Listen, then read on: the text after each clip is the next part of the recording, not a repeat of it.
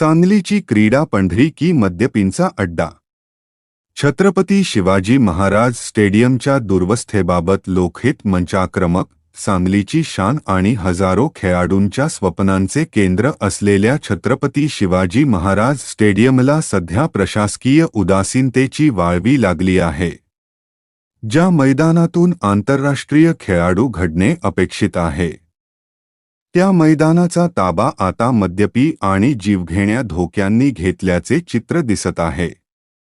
या गंभीर प्रकारावरून लोकहित मंचचे अध्यक्ष मनोज भिसे यांनी प्रशासनाला तीव्र आंदोलनाचा इशारा दिला आहे.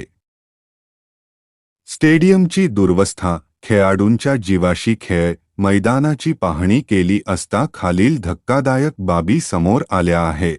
कोलमडलेल्या भिंती. स्टेडियमच्या भिंतींची मोठ्या प्रमाणावर पडझड झाली असून यामुळे मैदानाची सुरक्षा वायावर आहे. मृत्यूचे सापळे.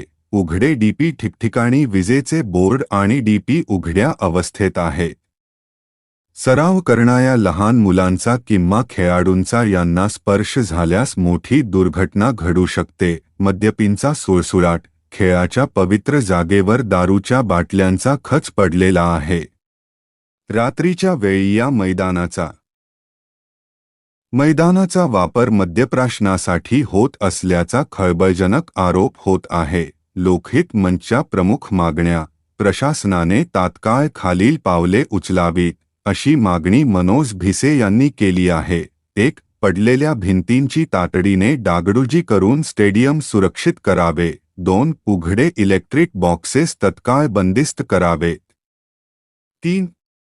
मैदानातील अवैध वावर थांबवण्यासाठी सुरक्षा रक्षक नेमून कडक कारवाई करावी. एकीकडे आपण ऑलिम्पिकच्या गप्पा मारतो आणि दुसरीकडे मुख्य स्टेडियमची अशी दुर्वस्था होते. हे सांगलीकरांसाठी दुर्दैवी आहे. प्रशासनाने त्वरित उपाययोजना केल्यास लोकहित मंच स्टाईलने तीव्र आंदोलन छेडले जाईल. मनोज भिसे, अध्यक्ष, लोकहित मंच, सांगली. सम्यक महाराष्ट्र न्यूजसाठी मी प्रमोद चिनके. अशाच नवनवीन आणि ताज्या बातम्यांसाठी आमच्या चॅनेलला सबस्क्राईब करा. धन्यवाद.